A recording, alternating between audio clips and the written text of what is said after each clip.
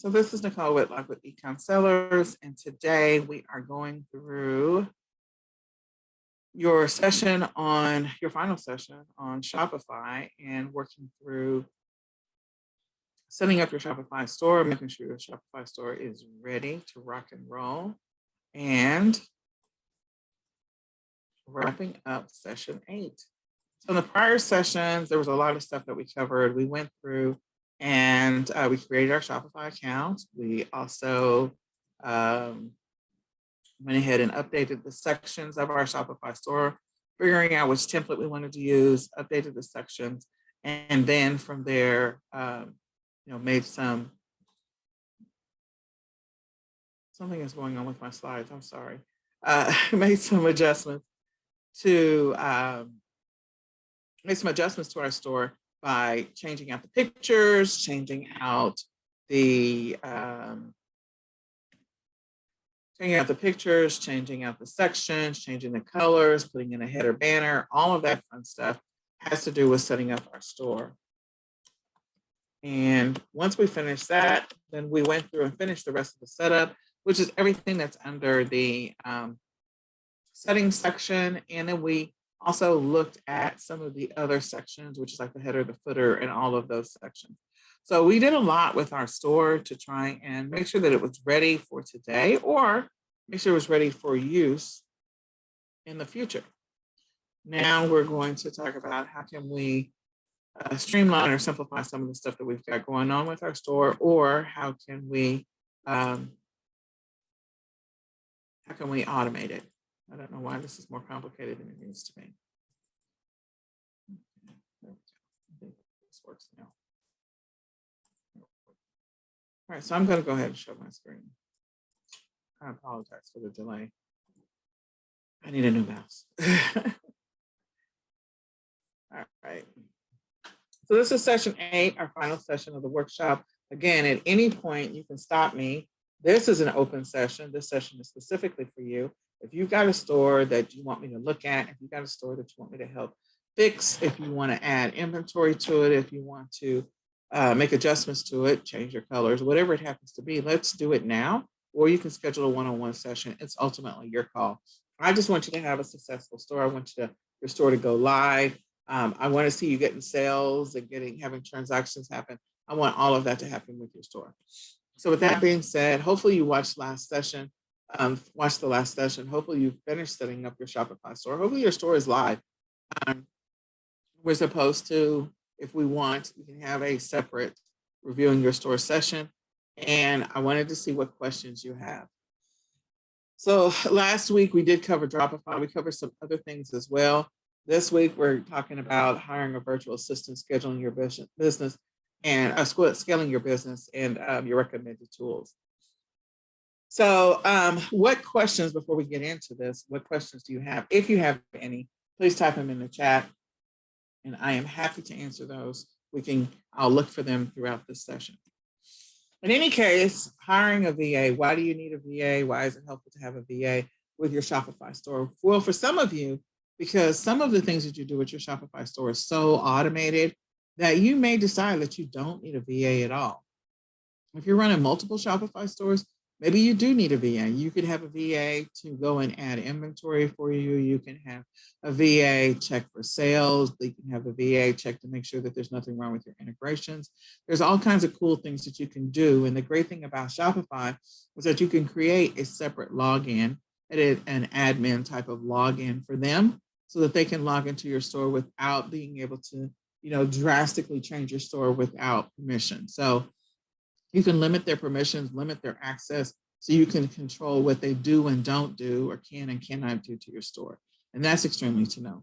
But why would you need to hire a VA? If you're running a Shopify store, maybe you're also working a full-time job, maybe you're running a nonprofit, or you're doing something else.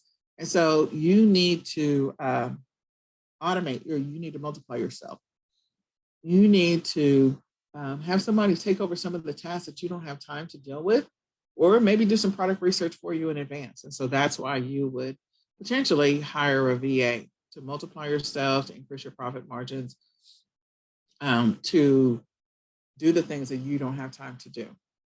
Some of the things that you will deal with if you hire a VA that you potentially will deal with, not always, is that, their access to your information. Some businesses, they require more access than others. But again, with Shopify, you can control what level of access you give them based on the tasks that you assign them and exposure to your information.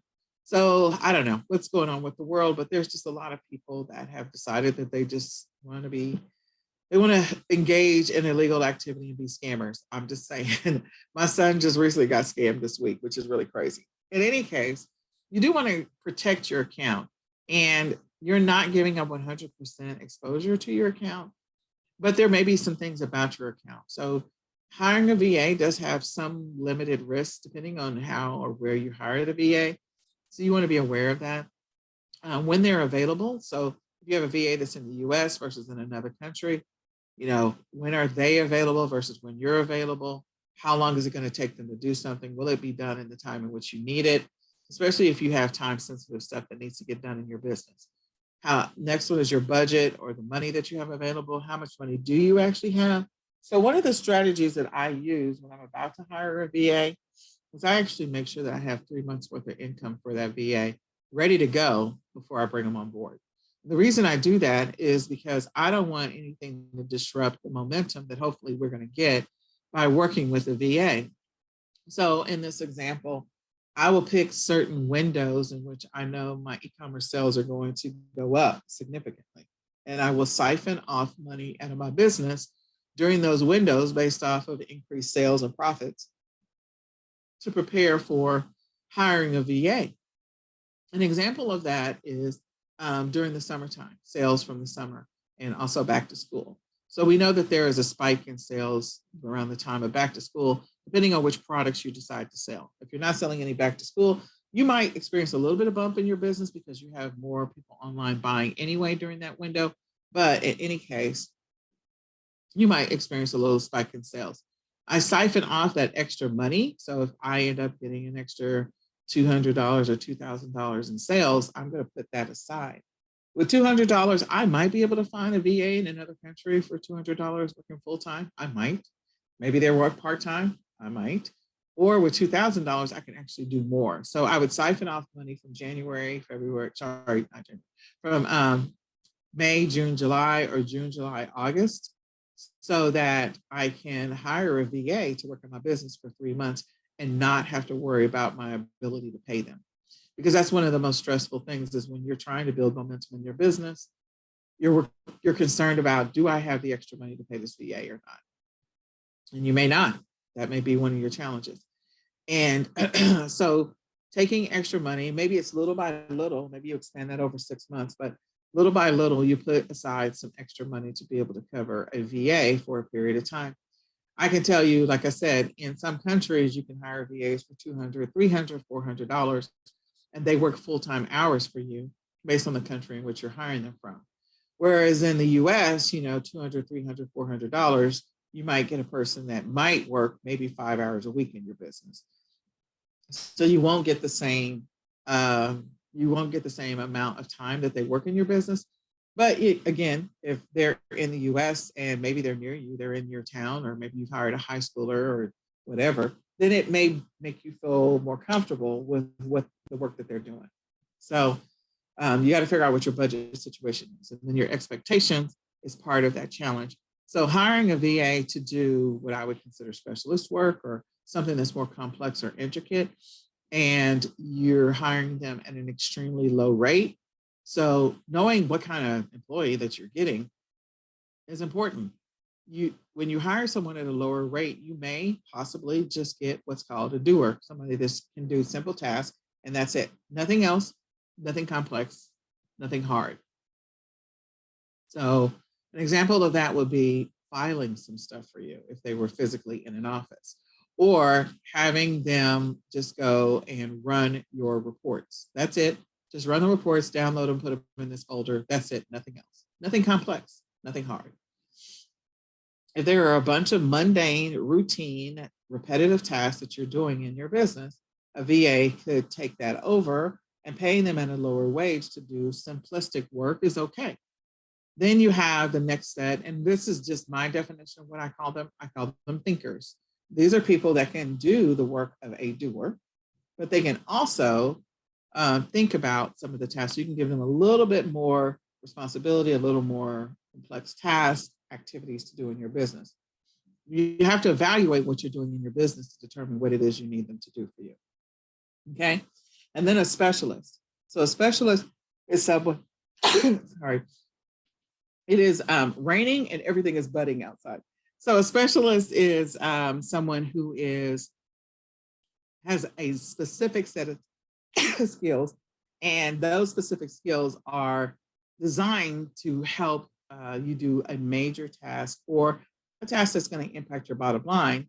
So you're willing to pay them a higher amount. Just one second. Okay, I apologize. I don't know what's going on. I clearly have some kind of allergy thing going on. So with a specialist, it might be a marketing specialist, someone that can do your Facebook ads, your Instagram ads, your Google ads. Maybe it's somebody that does your marketing videos. Maybe it's somebody that does your graphics. There's some things about your graphics. Maybe you want to promote a specific product that you're showcasing. Let's say you got a specialized water bottle that's really, really super fancy and you need them to create graphics for you. That's a specialized skill. So someone to edit marketing videos or create marketing videos, someone to do graphics, or someone to work on ads for you, that's a specific skill. And so you're going to be paying them a higher amount. Expecting a doer to work on complex things is not realistic, because they definitely you will not get the desired result. You'll be very frustrated with what happens. So determine what it is that you really do need so that you can figure out whether or not this is something that a doer can do, a thinker can do, or a specialist. And you can rename these to whatever works for you. But I just want to make sure you understand what the types of employees are that you might get into this category. And there's a few others, but those are the main ones. The simplistic tasks, the more involved that require you to do some thinking and analytics, and then the specialist that really engages in a specific thing, but not really establishing the expectations or expecting more from a VA is one of those problems that you may run into. So when you're going through that process of kind of outlining what you think you need or what you're not really sure what you need, here's some things to keep in mind. When you don't know what you want to outsource or what you need to outsource, that can become a problem for you. And the only way that you're going to know what you need to outsource or what you think you need to outsource is you got to write it all out. You need to document everything that you're doing in your business every single day. And if you just launched a Shopify store, you don't know what you need yet. So you need to run your store for at least a month, maybe two. And as you're running your store for at least a month or maybe two, you start to identify those potential areas of opportunity. What are the things that you're doing every single day that you're like, this is mundane, this is tedious, and this is time consuming, or this is simple and somebody else can do this? Because you want to engage in the things that are going to move the needle in your business, that are going to help you grow and scale your business. So doing the mundane every single day when you first start, because you don't have any capital, that makes sense. But you want to get to a place where you can move that to somebody else. So you want to sort those things out of what you potentially could be outsourcing, easiest to hardest. So the simple things the doer can handle, the things that are more complex or that require a specific set of skills, then your specialist should be able to handle that. Figure out what skills you need for that task. So if you need somebody to be able to read English, that's important. If you need somebody that can, that has access to a computer and that has, that knows how to use a specific tool, or that they can use a specific tool, they have space to install whatever software you need. That's that's extremely important. And, is there anything else that they need to be able to do? So if they need to be able to log onto a website and just be able to find products for you, then again, that's a skill that you need, like someone that has the ability to actually be able to read the screen and to determine, based on the criteria I give you, I'm only looking for products that have a rating of 4.5 or higher. I'm looking for products that are in between this price range. Can you see those things on the screen? Yes. Okay. All right. I just want to make sure you can do that. So you want to write out the list of skills that you need for your business. And then we can get to who is going to do that and how you're going to outsource that. You'll get to a place where you need to write out standard operating procedures, but we'll get there. The next is being unorganized during the interview process. So that's an opportunity, that's a challenge. And the way that you can solve that is you actually document out your interview process. So we have a job description that we go through. And in our interview process, we have a series of questions that we ask when we're about to hire a VA. So one, as part of the evaluation process is when I talk to them, I have to be able to understand them. And that is critically important, because if you don't understand who you're talking to, that may be a challenge for you if you don't understand what they're saying. So for me, I do the majority of the talking or interviewing of the VAs, and my business partner does not, because she's like, sometimes I don't understand what they're saying. I'm like, okay, that's fair enough. Because we hire people that are in other countries. The next thing is we also have in there a list of questions that we ask as part of the interview process. So in other countries, some of the questions you ask in the US may or may not be considered appropriate for hiring somebody, especially if you're just hiring for gig work. Like, okay, there may be some questions because you're looking for a long-term relationship, hopefully, because you're trying to outsource aspects of your business. So create your list of questions that you want to ask.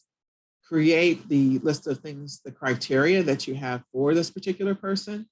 If they don't speak English, if they don't have access to a computer, if they are not able to work during the hours that you need them to work, after you ask all the basic questions of their skills and capabilities, and you determine whether or not you can or cannot understand what they're saying, or they're in the US, maybe they're going to college or something, and they can only work for 6 months. So you have to make a determination.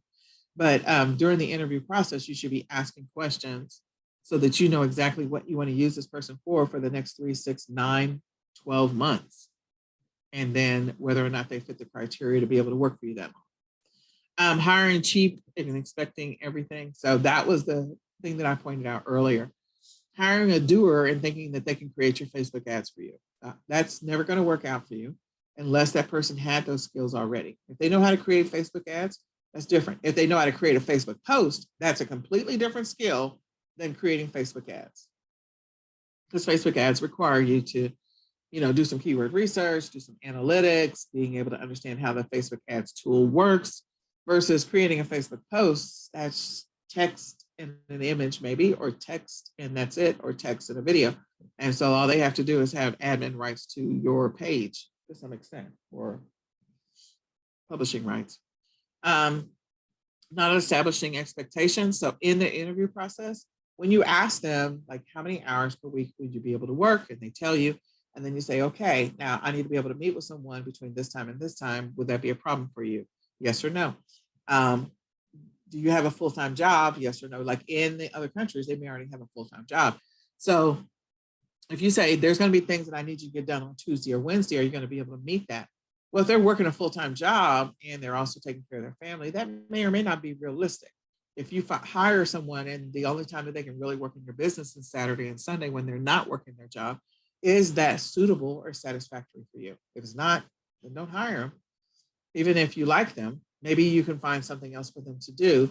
But if you really need, the area that you really need somebody right now is Monday through Friday, you got to find that person. Okay. And how do you connect with them when there's emergencies, or establishing a process? So in other countries, sometimes the internet goes down. And if you're working in other countries, if you're not, even in the US, sometimes the internet goes down. Sometimes they have family emergencies. So what's the process for them to reach you? And if you want to do a weekly touch base, and I do that with all my VAs, I have 2 weekly touch bases with them after I get them going. So when I first start, we connect every single day for a few weeks. And then when I feel like they're at a good place, then I release them to go and work on their own. And we touch base twice a week. So will they be available during those touch bases or not? Okay. And then other things are not diversifying the task across your business. That is sort of a big deal. So you may need you've got a VA that you've literally just had them doing doer work, and you have another VA that's maybe doing something else like creating listings. So it involves a little bit more thinking and analysis. Taking the opportunity to see if the doer has the capacity to be able to do that listing work and having a backup plan is always important. You never know when your VA may need to quit. You may never know when something may happen and they're going to be unavailable for a few days or maybe a few weeks. And so that is extremely important, making sure that you've trained your skill and trained your resources to be able to do multiple things. Even if they never do that task again, at least there's some level of training out there that they can actually do it maybe, and when the opportunity presents itself. The other thing is, again, if you haven't split out some of that work, so I have different VAs that do different things. I have one that works on operations. Well, I have different sets of VAs. So some work in my e-com sellers business, and then I have another set of VAs that works in my actual e-commerce business. In my actual e-commerce business, like I've trained them that both of the people that do all of create on my listings, tell me when I have sales, that handle the shipments that I don't have to touch, that they both know how to do the job. They can both do it. So if one is out, the other one can do it. And so they are cross-trained.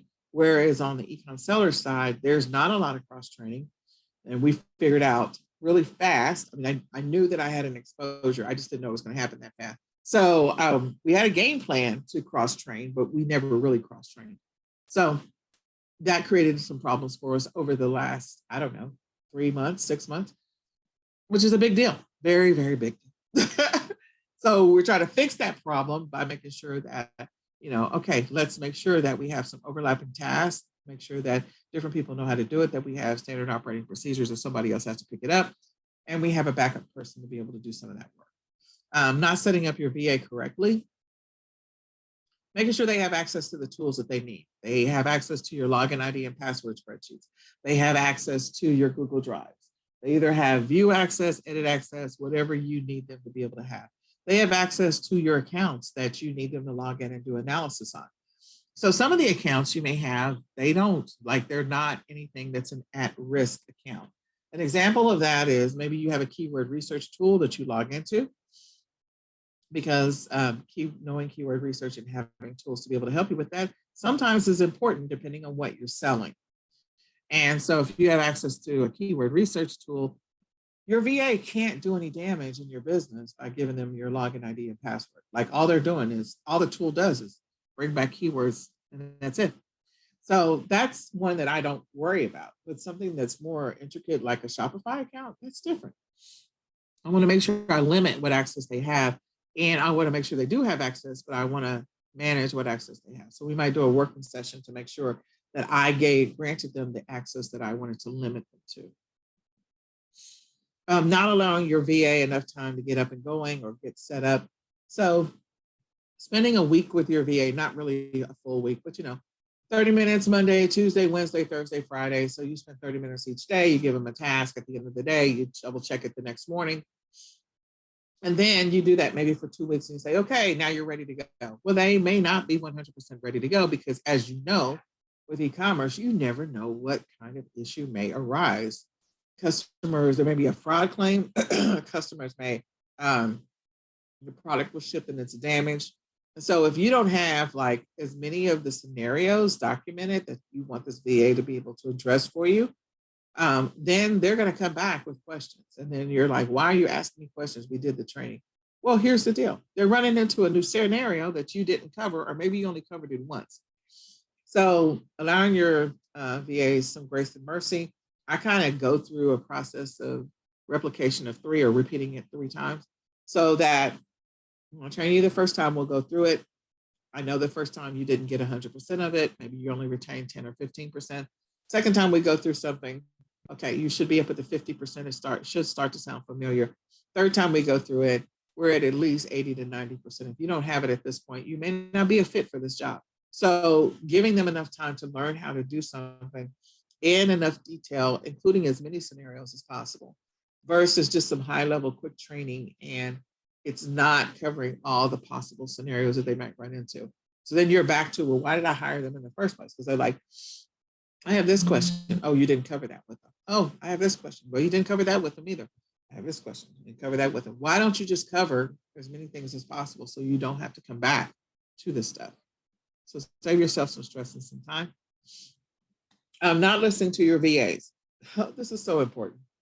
After your VA has been doing their job for at least 3 months, 6 months, ask them about it.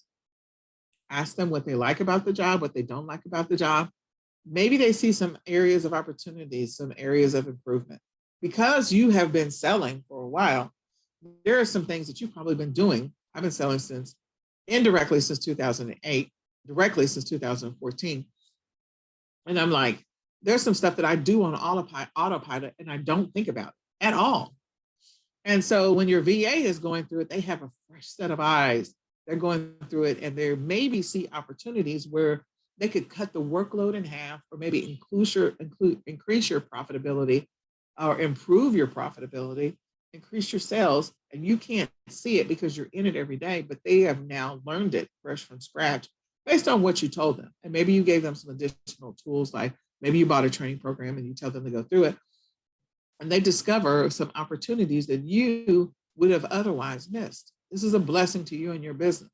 So when your VA comes to you after 3 months or 6 months and has some suggestions, listen to them or ask them. Make sure that they feel like they can tell you what they think you can improve. Make sure that they feel comfortable enough to be able to share that, because at the end of the day, that's going to affect your bottom line and it's going to make you more profitable. So a fresh set of eyes is always good. Now, if you're both going into this for the first time, you've never done this before, then both of you have two completely different perspectives, and it's okay. You'll both be learning at the same time. But I would encourage you, before you get to that place where you're both learning at the same time, that you actually do the job yourself for a period of time, at least 3 months, before you begin the process of outsourcing it. Because you got to have some level of expectation on what to expect in this business before you outsource something to somebody else. There's nothing like working with people who bought something or got something like, oh, okay, well, I bought this white glove package and they said that they will go ahead and create all I had to do was they created my Amazon account for me. They order the inventory for me. They fulfill the orders for me. And all I do is just collect the checks. Something about that does not sound right at all. So what do they need you for? They need you for what? The $10,000 you paid them or $20,000 you paid them?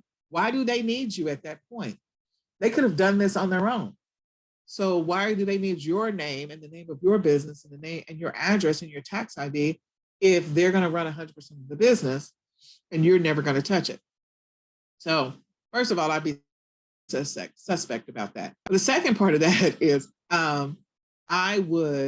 maybe you're paying them a monthly service and maybe that makes more sense. So you pay them a flat amount and then every single month you pay them a service to be able to do this. But still, you should understand what it is that they're doing. You should understand, just in case you need to take it back yourself, just in case you get a bunch of claims, just in case your Amazon account gets suspended, and you better understand, oh my God, this is what they were doing with my account. Well, no wonder my Amazon account is suspended, or your Shopify store got shut down or whatever, because you handed stuff off and you did not understand what they were doing.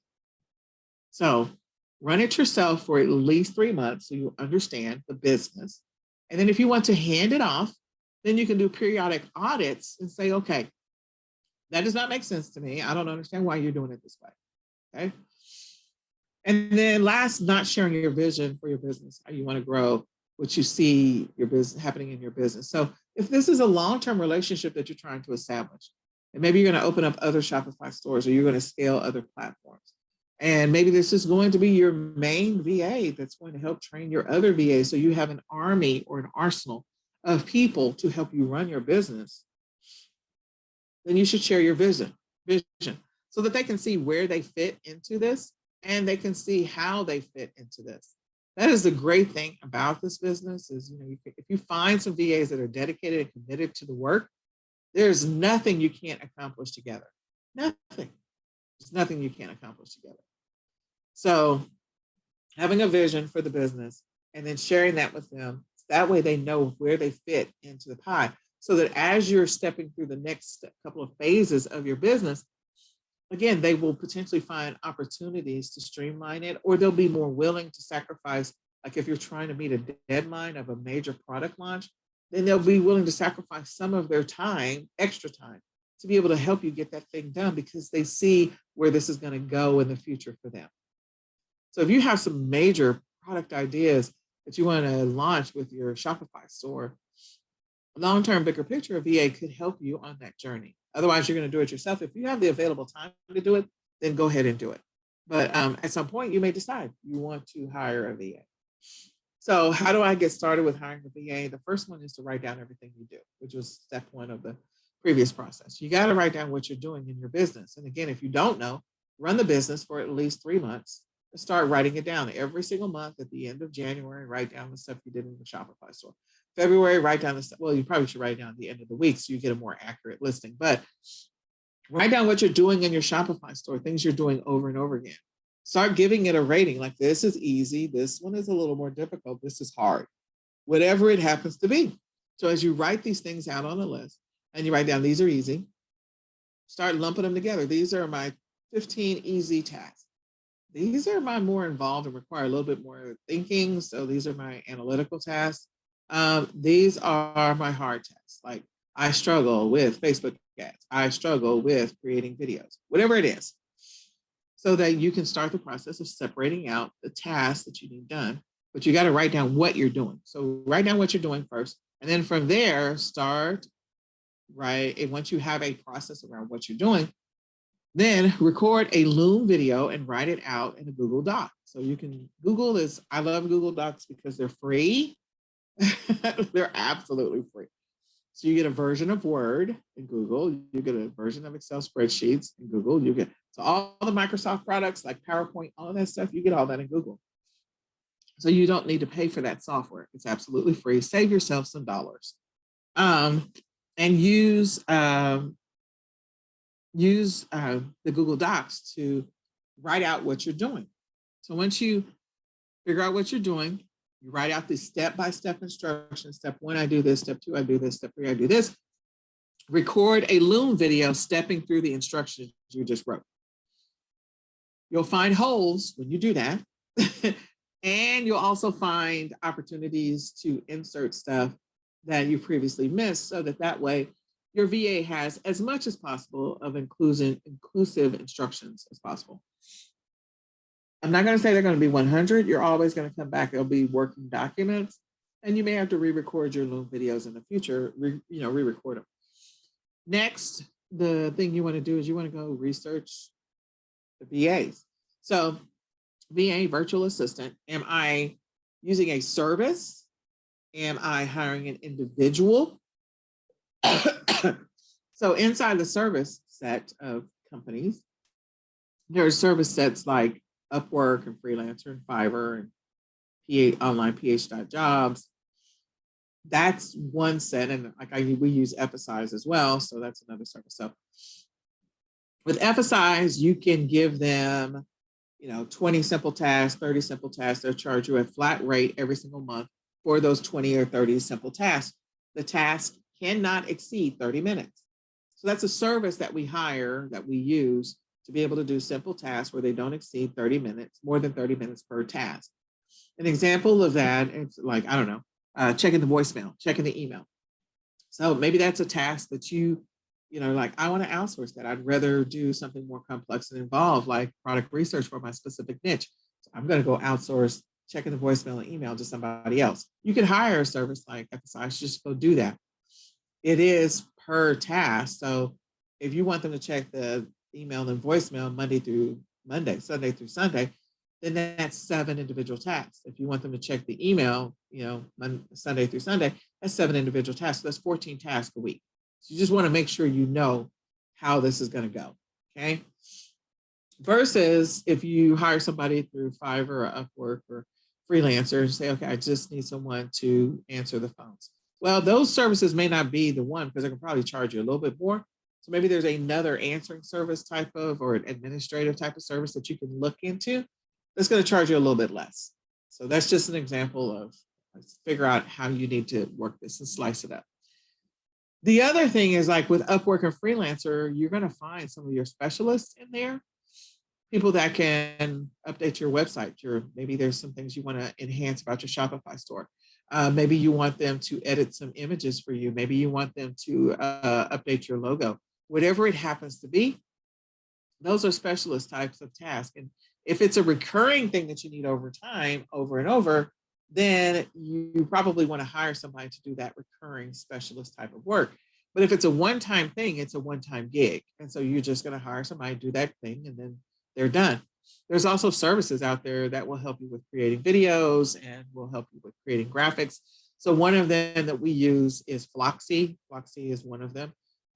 I think like Design Pickle and some others are similar to that, but they offer a service, a suite package. So in that suite package, like with Floxy, we can get copywriting done, we can get marketing videos created, we can get graphics created. I'm not going to say that they're 100% perfect, but it is a task that I don't have to think about. I can literally tell my VA, go order some graphics and tell her what I need, and she'll go do it. And then I don't have to think about it. All she does is just show me the end result.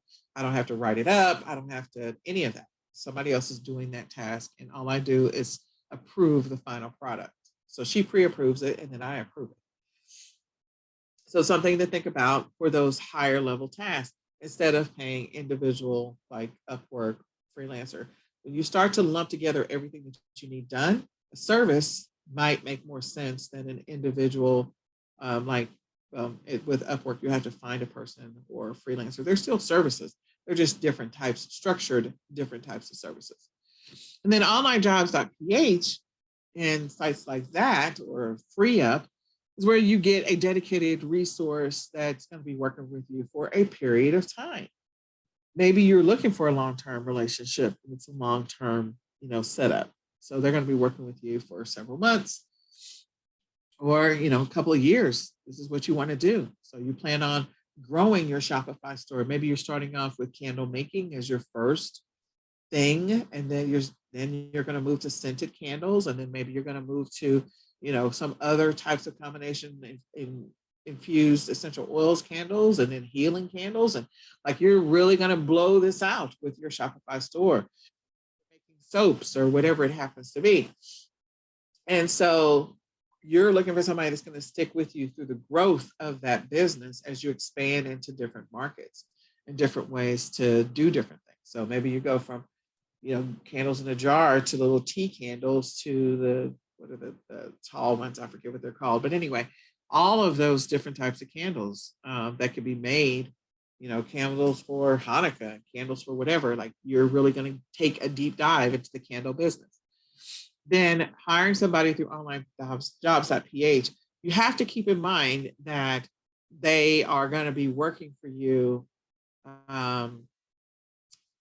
with onlinejobs.ph. Like if you hire them for 6 months, you're going to pay them for 7. If you hire them for 12 months, you're going to be paying them for 13 because they always have this whole month buffer thing that you still got to pay them. So that's that site. There are other sites that you can hire people through that's specifically e-commerce related, and they'll let you see their screen and their, screen time and the things that they're doing, how long they're logged into your accounts and all that kind of stuff. So you get a layer of security with some of those services as well, so that, there's a part of the liability, not 100%, is taken off of you. You can go after that company if that VA does something that is not legitimate, because again, as part of their service, they're letting you see the person's screen. But you got to figure out how much money you have, and you got to figure out which one of the services you think you need. Do you need a one-off type of situation? Do you want a Girl Friday that can do a variety of different things, but not too terribly complex? And then you go hire somebody off of Upwork or Fiverr, or do you want to hire a service because you got a lot of work? And so you're going with a more advanced agency type service like Floxy or Graphic Rhythm Designs, so that way they can do some more involved stuff for you. Got to decide. But you're going to go do that research. And some of these you're required to apply with them. And some of them you just hire them. Some of them will let you do a month trial run to try out their services. So you decide. And once you decide which one you want to go with, and maybe it's a variety, maybe it's a mixture. Mine is a mixture for sure. And you test them. You test to see how it goes. How is it going?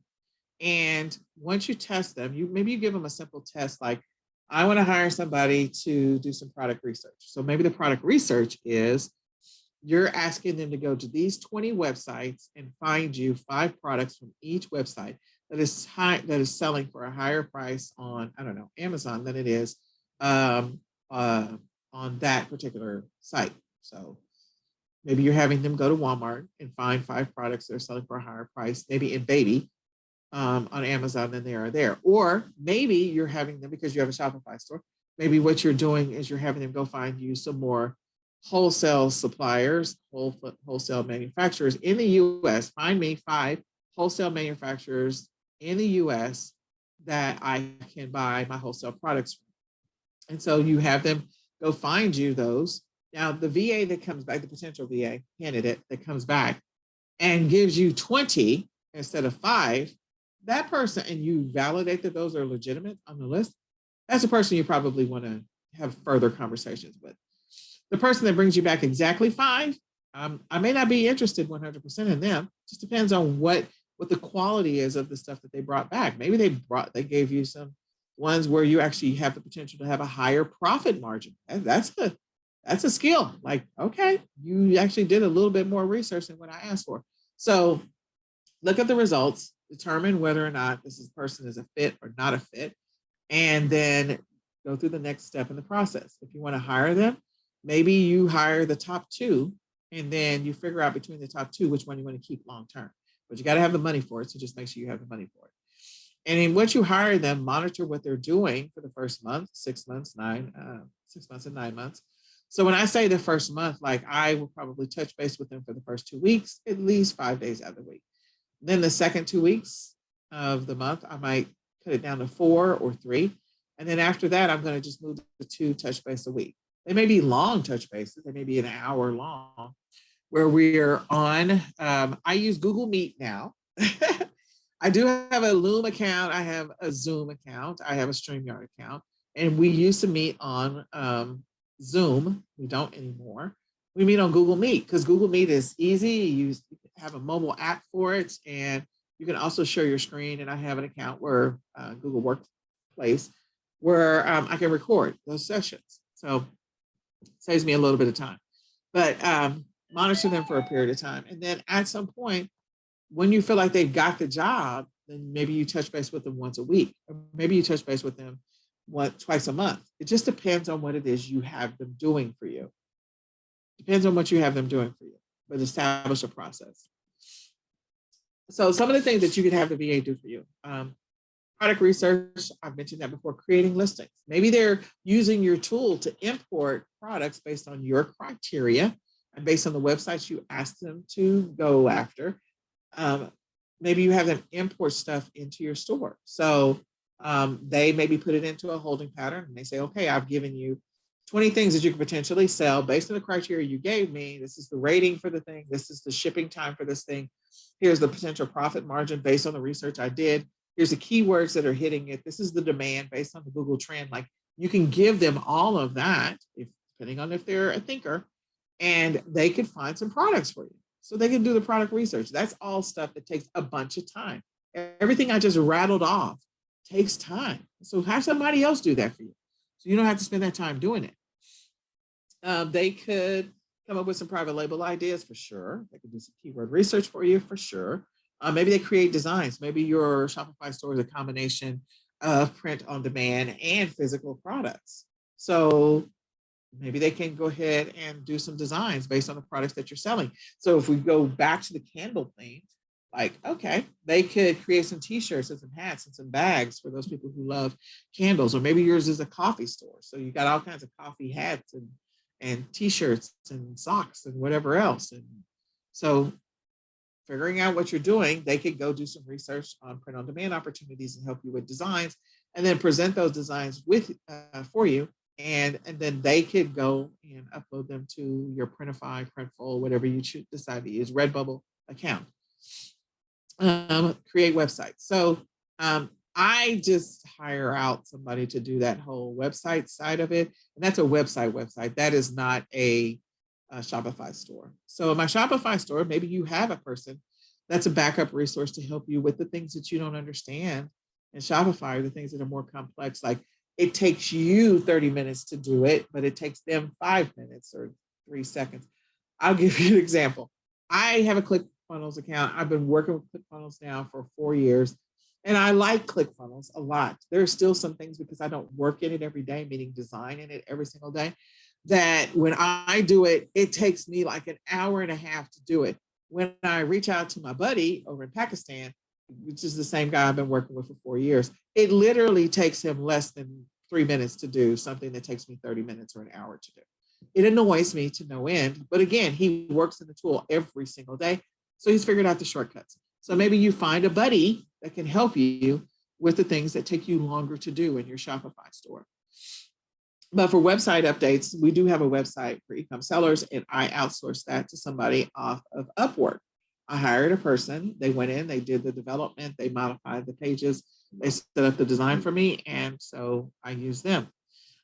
Fulfill your orders. So again, if you're drop shipping, you're using an integration with Oberlo or with Shopify, that's fine. They can go and check to make sure those orders got fulfilled. If there's some of them, there's some manual interventions involved, then you can go and have your VA actually fulfill the orders. You have to decide how you want to do that, though. Maybe you establish an account with that particular company, and there's already a card on that account, so the VA never sees that, and all he or she has to do is just place the orders by putting in the name and the address and clicking a button to say ship this product to this person, and that's it. And then your account automatically gets charged on the back end. Figure it out. But that could be something a VA could do for you that you don't have to do every single day. All you do is audit what happened at the end of the week, and you're good to go. You still need to check to make sure the stuff that's supposed to get done gets done. Whereas if the integration is 100%, then all you're doing is maybe having the VA just check to make sure that the other side received the order and the other side processed the order, and that there's a tracking number, so that you could send maybe a marketing email to your customer. Maybe your VA does that for you. To say, hey, we shipped your item, and here's another 10% off if you refer a friend, like that kind of stuff. So I have a list on eBay, list on Amazon, list on Walmart, all of that kind of stuff. Handle your email list or send out your marketing emails. Definitely, like, emails are an opportunity. If you have some boilerplate emails that you want to send out, maybe they do your monthly newsletter for you for Shopify. Maybe they go through and send a follow-up email to all of your new people that subscribe to your newsletter. There's all kinds of things that you could have them do for you so that you don't have to do it if you have the money and if your store is profitable. Maybe you bring on a VA, but maybe your Shopify store is not profitable yet.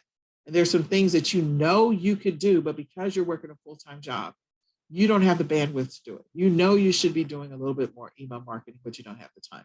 You should be doing more, you should be doing better or more product research and looking for other product opportunities. You should be sending out a newsletter, but you don't have the time. Or maybe you've done one newsletter, but your first one was really crappy, and you're like, okay, I need somebody else to do this. Again, hiring a VA to do things that long-term, bigger picture are going to affect your bottom line. Whatever VA you hire, make sure that VA is paying for themselves. So in that first 3 months, we know it's a loss. It is. The first month, you're not going to make any money off of this new VA, period. You might be lucky and you find somebody that you do make money. The second month, based on the momentum you're getting in your business at this point, after 4 weeks, 6 weeks, you should start to see that turning around. There should be a direct impact on your numbers and your operations, because you want them to impact those income producing activities in some kind of way, meaning they take the tedious stuff away from you so you can focus on the income producing activities. And so the fact that you're focusing on them means that you don't have to do the mundane day-to-day stuff. And now you can make more money because you are focusing on those things that generate more income in your business. And so you should start to see some incremental improvements in month 2.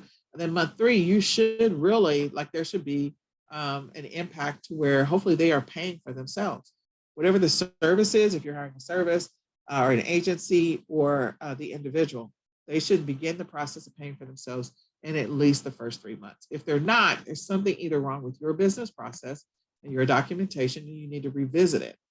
Or there's something wrong with what the choices that you're making in your business. And maybe that's an opportunity for you to have your VA sit down and watch those training videos that you bought. I bought this suite and I never watched it.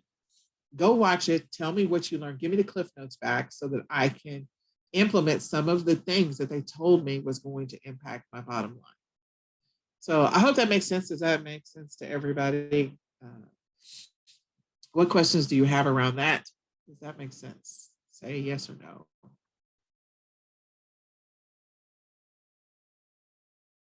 All right. So the next thing is scaling your business. So this is I know parts of this are like different types of e-commerce, but Shopify is its own beast. So I'm going to talk about this in Shopify terms. Reinvesting your net profits for the first 3 to 6 months into your business. I recommend that highly. If you're trying to scale your business, the best thing you can do is, siphon off what you need to for taxes and reinvest 100% of your money. So basically what you're doing is you're priming the pump for your business for the first 3 to 6 months, really 6 to 9 months, if I'm gonna be honest. So if I am teaching someone to get started selling from January 1st, I'm going to say, okay, let's invest. Let's pretend like you're not making any money whatsoever. I'm going to reinvest 100% of your profits for the first 3, 6, 9 months, really more 6, 9 than 3. And you're not taking anything out. You're not taking anything out. Once you get to a place where you're like, okay, I'm reinvesting, because you're going to reinvest your profits. And the first thing you're going to maybe reinvest your profits in is tools. You might reinvest your profit into hiring a VA. You might reinvest your profit into buying more inventory. So those are 3 areas where you're probably going to reinvest your profits into. After about 9 months, you might start siphoning off some of that money so that you can now, I can live off of this because I've built up my sales and I've got some level of consistency that I'm making the money. Now, the way you get true consistency is you sell replenishables. If I'm going to be honest, you sell replenishables, things that people have to buy over and over again when it's gone. So an example of that is people who love to burn candles will, once the candle is gone, they will have to buy another candle, right? Yeah. It is a replenishable. Once it's gone, it may be one of those that it takes a while. It may take you 3 months before they buy another one, or 2 months, or whatever, if they burn them a lot. Whereas if they're a casual candle burner, it may take them a whole year. But replenishables will definitely help you get that baseline income to where you start to steady your income. Otherwise, your income is going to continue to vary and fluctuate when it comes to e-commerce. It is. And you need to be prepared for that. So setting aside that money for those rainy days, those drought seasons, setting aside that money to prepare to scale by hiring a VA, ordering more inventory, ordering better inventory. And also, I mean, you could get a loan if you want to. If you want to invest money, if you want to invest in getting a loan, that's fine. I don't. I think I've only taken a loan once in, since 2008. I've taken one loan. So I just prefer to throw more time at a specific time of year to make more money and then siphon off that extra money and use that to pay for my business. So different people have different strategies. You decide, but if you want to invest in a loan, if you want to get a loan, that's also an opportunity. So once you're profitable, invest in tools that are going to simplify your business, streamline your business, automate your business. For Shopify, there's a boatload of apps, and some of them are paid apps. And so maybe there's a paid app or 2 that are definitely going to impact your business in a positive way. So looking at those, and if you can go with the free initially and then scale up to the paid, then do that. Otherwise, then you want to just keep in mind. Let me move this up. I'm sorry, guys. I'm trying to move my floating controls, but it's not moving. There we go. Close that. Okay, there we go. So you need to figure out what tools are going to make sense when it comes to your business, and when do you buy those tools? When you stabilized your business enough, maybe after you get over a certain amount of sales, maybe after you get over a certain amount in inventory. So maybe your inventory is one specific item, and now you've got 20 different products or 50 different products, and you have volumes of 20 different or 50 different products. It might make sense to invest in some level of inventory management software, or maybe Shopify's delivered tools are sufficient for you. But investing in software or investing in apps that are going to impact your business in a positive way may be something that you consider doing, and that may double your sales. The other is increase your hours of operation. If there's any way that you can figure out if you're wasting time, regain control of that time and invest it in something that's actually going to impact your business in a positive way. So if you find yourself binge watching certain movies or certain shows on, I don't know, Thursdays or Fridays, maybe take that Thursday time, maybe still keep some of the show that you like to watch because it maybe helps you to relax or calm down, and take 30 minutes out of it and invest that time in doing something that's going to impact your business in a positive way. Source inventory, do product research, clean up images, order better images for your particular products, learn Facebook ads or Instagram ads, things that are going to impact your business in a positive way and also impact your bottom line. Okay. Research private label product opportunities. Again, this is something your VA can do for you. So maybe you're ordering from a wholesale supplier and you're like, I can do better. I can do better with my candles. I can, work with a manufacturer versus buying them wholesale. That will impact my bottom line. But in order for me to do that, I gotta see what my sales are like and see how things are going. And maybe that's a goal for the next year. So you monitor your sales for 6 months before you decide to outsource to a manufacturer so you can increase that margin, because they're going to ask you to order in volume versus onesie twosie. So figure out if there's an opportunity to do that and what are the things that you need to do in order to establish a private label product or consider white label. And also, like I said, maybe throw some print on demand into the mix. Print on demand, throw that into the mix. That could increase your order value in some ways as well.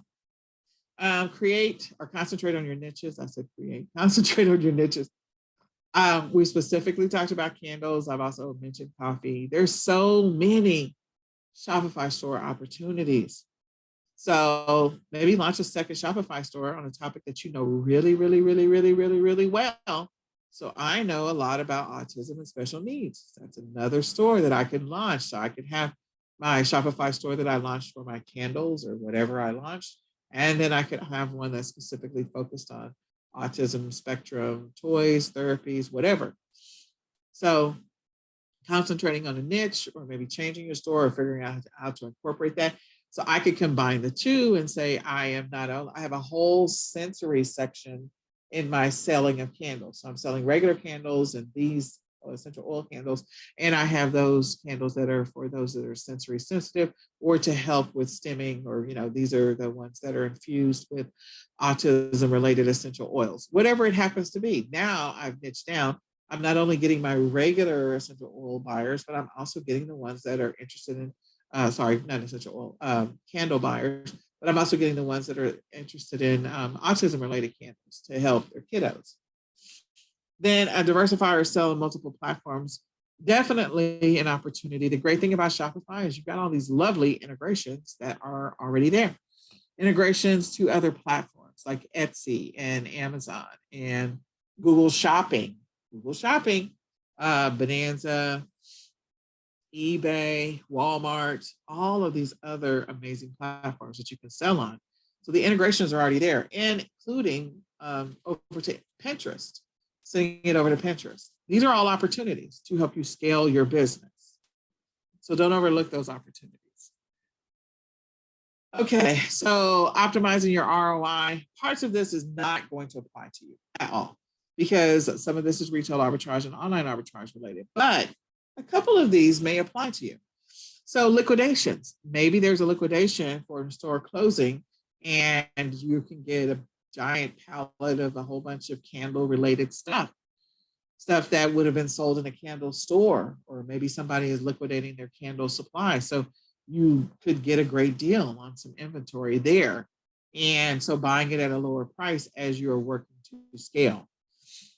This may require you to set up wholesale accounts. I mean, more than likely you're going to set up wholesale accounts anyway, but That way you can take advantage of those types of opportunities. So if you're a person that's selling baby, go see if there's some liquidation out there around baby. If you're a person that's selling coffee, I don't know about liquidation for that, but things that you could sell, auto supply stuff, those types of things, check for store closings. There might be an opportunity for you to get a boatload of inventory at a deep, deep, deep, deep discount, and you can turn around and sell it or flip it on your Shopify store if it's in your niche. Hire a personal helper, a local one. I've mentioned that before. Have them do some work for you. So if you're fulfilling orders on your own, but you don't have time, maybe you hire a high schooler to do your shipments for you. So if you're making products and you're shipping them yourself, maybe you're a candle maker yourself. And so hire a high schooler. Trust me, this has been the best investment I've ever made in my entire life, is to hire a high schooler or a kiddo from your church. Things like that, or kids are in the neighborhood. Maybe there's some kids that ride their bikes up and down the street and they say hi to you. Hi, Miss Wilson. Hi, Miss So-and-so. And they say hi to you all the time. They stop sometimes to pet your dog or something like that. Then ask them, like, hey, talk to your mom and your dad. I want to see, do you want to make some extra money this summer? Yeah. So another opportunity. You can also use other services to hire someone to do work for you. So you can hire a personal shopper. Again, that depends on your store, what type of store you have, and also what you're doing in your store. Create your own website. So we talked about Shopify, and we're already in Shopify. So creating your own website is not one, but cross-listing on other platforms definitely is an opportunity that is often overlooked. Paid campaigns, getting better at paid campaigns. Yes, yes, yes, advertising. So I would encourage that for sure, is to do some paid advertising. Put that money, when you're siphoning off money off of your business, off of your profits, make sure you set aside some money or budget for paid ads. Okay? So important. So very important. I gotta hide meeting controls. There we go. Getting better at keyword research is going to help you with getting organic traffic. So again, having your VA do that, or maybe you learn the skill of how to drive organic traffic to your store. What are some of the things that you can do to get more traffic into your store? Get creative in your sourcing. There are opportunities at trade shows for your Shopify store, maybe. I know that we're going to have more and more trade shows as the COVID numbers and Omicron numbers start to continue to go down across the US. So there's an opportunity there. We talked about outsourcing to a VA and then move your operations to a prep or fulfillment center. That I've definitely recommend, or streamlining it so that you have integrations like with Oberlo and using Oberlo or Spocket or Dropify to be able to do order fulfillment on the back end. Those are all great opportunities, so you don't have to touch it or move stuff to a fulfillment center and have them ship it if you don't want to hire a high schooler to do it for you. Depends on what it is. So I would encourage those things. And then, so any questions on some of the scaling?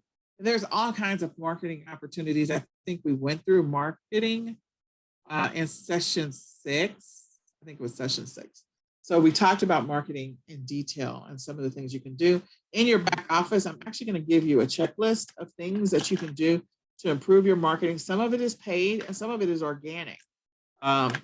So I will put that in your back office of eCom Sellers Mastery for Shopify as a resource tool that you'll be able to download so that you have, again, some more tools in your arsenal on how to get more traffic to your Shopify store. So go back through session 6, I believe it was 6, maybe it was 5, but on marketing, and then also work on getting better at keyword research, your images, your titles, so that you can create more, get more traffic to your store, organic traffic, natural traffic, and look into paid traffic. So any questions on that? Process and controls, but okay. Tools, some of these tools apply, some of these tools don't apply. I definitely recommend either Oberlo or Dropify. to help you with some of your product research. These tools can be helpful. Even if you're doing a Shopify store, just knowing what some of the data is around them, you can use those to help you with that. So Jungle Scout and Helium 10 definitely are tools to help you with some of your product research. But there's other sites as well. There's, I think, eCom Hunt I gave you as another site. I'm trying to get this. Sorry, hold on. Trying to get my controls back. Oh, not going to get it back. Nope. No, I'm not. Okay, fine. I can't see if you're typing because it's not giving me the keyboard back. So I'm sorry.